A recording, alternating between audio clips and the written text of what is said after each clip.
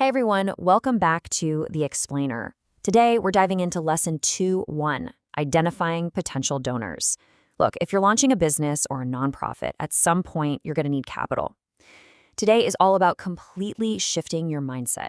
We're moving away from that desperate, exhausting scramble for cash, and instead we're going to learn how to execute a highly strategic search for the absolute perfect financial partner. So, who is actually going to fund your big idea?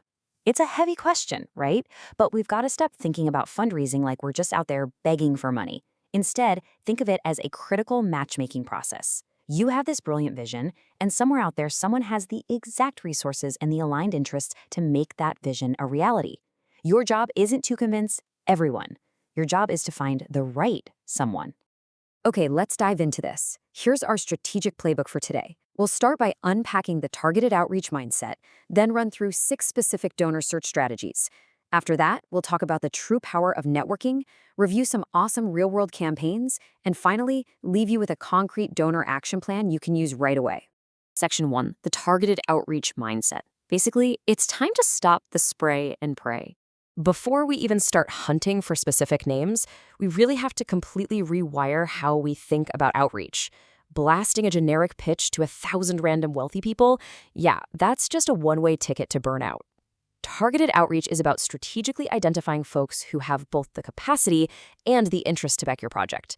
Look closely at those two words, capacity and interest. Someone might have deep pockets, but if they strictly care about ocean conservation and you're pitching a new fintech app, well, that's just a total mismatch. Capacity combined with genuine interest, that is your absolute sweet spot. Let's contrast these two approaches to really see the difference. Broad outreach is going to give you a terrible success rate, burn through your incredibly precious time, and rely on generic messaging that honestly inspires absolutely no one. Targeted outreach, on the other hand, actually boosts your chances and makes the most efficient use of your resources. And most importantly, because you're actually taking the time to tailor your messaging to their specific interests or past philanthropic work, you end up building those strong, long-term relationships that are absolutely necessary for real, sustained funding. Moving right along to Section 2, 6 donor search strategies. Time for the X's and O's. All right, so here is the tactical phase of our playbook. First, we have 4 killer offline channels to find these high-value individuals. Number 1, leverage your personal and professional networks. Literally sit down and map out who you know that might know an angel investor. Number 2, partner with aligned nonprofits. They already have these connections. Number 3, do your homework on key players and investors specific to your industry. And number 4, which honestly gets overlooked way too much, talk to reputable financial advisors and wealth managers. Getting a coffee with a person who actually manages the assets of wealthy individuals can instantly open the right doors. Now, what's really interesting about moving from offline to online is how powerful the data becomes. If you want to digitally hunt for prospects, there are amazing tools out there. You've got platforms like WealthX and the Bloomberg Billionaires Index, which are just perfect for zeroing in on high net worth individuals. Then there's the Foundation Directory Online. That's your go-to for finding donors who already have a track record of giving to causes like yours. And hey, don't sleep on social media. Optimizing your LinkedIn and engaging directly on Twitter is a super organic way to share content and naturally catch the eye of industry leaders. Section 3, the power of networking. Building the actual relationship. Look, finding a name in some shiny database is practically useless if you don't know how to build a genuine human connection. Networking is absolutely not just this transactional process of asking for a check. It's about getting access to hidden opportunities you're never going to find on a Google search. It builds up your business credibility because you're rubbing shoulders with established pros. And crucially, it enables vital knowledge sharing. You're soaking up insights and advice from experienced people who've stood exactly where you are today. So, how do we actually put this into practice?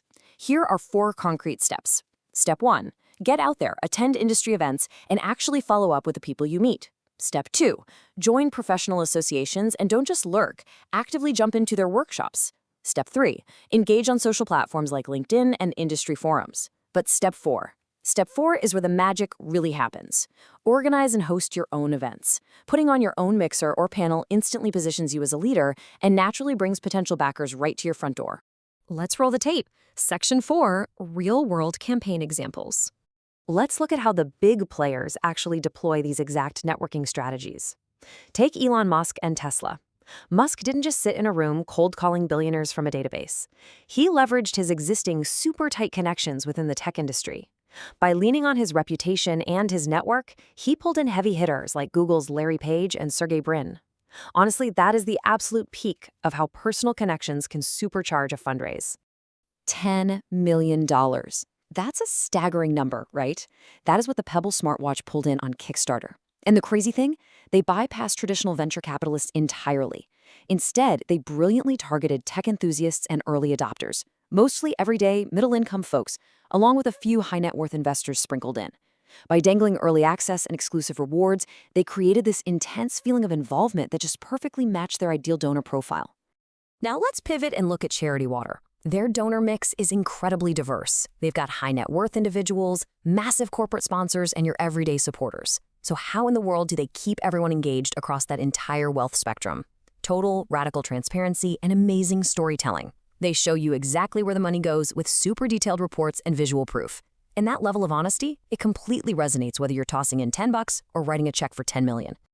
Contrast that methodical approach with the ALS Ice Bucket Challenge. Their mix was huge on everyday people, celebrities, and high-net-worth individuals. But their strategy wasn't about deep, long-form project reporting. It was pure, viral social media energy. They used massive celebrity endorsements to mobilize this unstoppable fundraising wave, relying totally on social influence and the incredibly viral, fun nature of the challenge itself. When you look at campaigns over time, you start seeing different structural models emerge. For instance, Phase 1 represents selective funding, kind of like the Moore Foundation's Accelerator program, which hones in on wealthy donors to fund high-potential, early-stage scientific research. Then in Phase 2, you see strategic partnerships, like the Global Fund teaming up with entire governments and institutions to fight HIV and AIDS. And then Phase 3 is all about platform integration.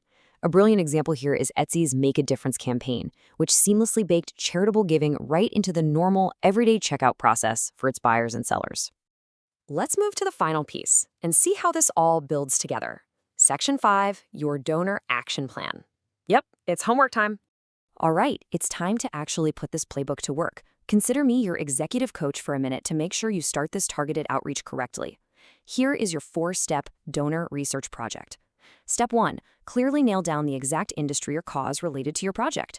Step 2, fire up those databases we just talked about and identify at least 5 wealthy potential donors. Step 3, build out highly detailed profiles on them. What's their background? What are their interests? What have they funded before?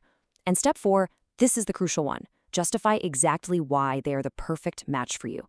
Because listen, if you can't clearly articulate why they should care, you're just not ready to reach out. So I'm going to leave you with this one lingering question. Who is on your donor list?